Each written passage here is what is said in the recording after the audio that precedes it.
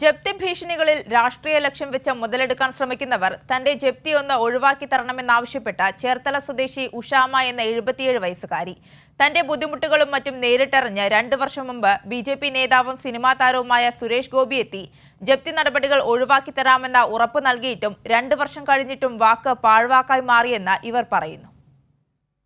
തകഴിയിൽ കടബാധ്യതയെ തുടർന്ന് ആത്മഹത്യ ചെയ്ത കർഷകൻ്റെ ജപ്തി ഒഴിവാക്കാൻ പണം നൽകാമെന്ന് പറഞ്ഞ് പബ്ലിസിറ്റി മുന്നിൽ കണ്ട് പലരും മത്സരിച്ച് രംഗത്ത് വന്നു. ഇതിനിടയിലാണ് സുരേഷ് ഗോപിയും ബി.ജെ.പിയും പണം നൽകാൻ വേണ്ടി സമരം വരെ നടത്തിയത്. എന്നാൽ സർക്കാർ തന്നെ കർഷകൻ്റെ ജപ്തി ഒഴിവാക്കി കൊടുക്കുകയായിരുന്നു. കർഷകൻ്റെ ജപ്തി എടുക്കാൻ പണവുമായി എത്തിയ ബി.ജെ.പി. നേതാക്കൾ ഈ പണം തനിക്ക് നൽകി തൻ്റെ ജപ്തി ഒഴിവാക്കി തരണമെന്നാണ് ഉഷാമ്മ ഇപ്പോൾ പറയുന്നത്. 2 വർഷം മുൻപ് ബി.ജെ.പി. നേതാക്കളും സുരേഷ് ഗോപിയും നൽകിയ ഉറപ്പ് ഇനിയും പാലിക്കപ്പെട്ടിട്ടില്ല എന്നും ഇവർ ഓർമ്മിപ്പിക്കുന്നു.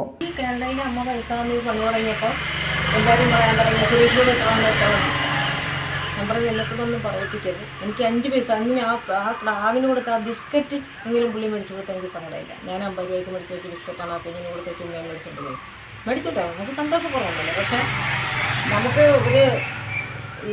നമുക്ക് എന്തെങ്കിലും കിട്ടണം, അല്ലെങ്കിൽ കിട്ടിയാൽ നന്നായിരുന്നു, അല്ലെങ്കിൽ നമുക്കൊരു രക്ഷപ്പെടാമായിരുന്നു ചിന്തിക്കുന്നവർക്ക്, ദാഹിച്ച് നിൽക്കുന്നവർക്ക് ദാഹജലം കൊടുക്കാതെ മോഹിപ്പിച്ചു വിടുന്നത് തെറ്റാണ് അല്ലേ?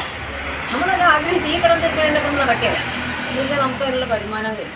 30 വർഷം മുൻപ് ഭർത്താവ് വീടിൻ്റെ ആധാരം വെച്ച് വായ്പ എടുത്തിരുന്നു. ഇതുമായി ബന്ധപ്പെട്ട കടമാണ് ഇപ്പോഴും അവശേഷിക്കുന്നത്.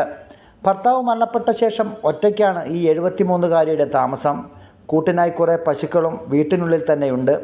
ഈ പശുക്കൾക്ക് കൃത്യമായി ഭക്ഷണം നൽകാൻ പോലും ഇപ്പോൾ ഇവർക്ക് കഴിയുന്നില്ല. ഇത്തരം ബുദ്ധിമുട്ടുകൾ മാധ്യമങ്ങളിലൂടെ കണ്ടാണ് 2 വർഷം മുൻപ് സുരേഷ് ഗോപിയും പരിയാരങ്ങളും വീട്ടിലെത്തിയത്.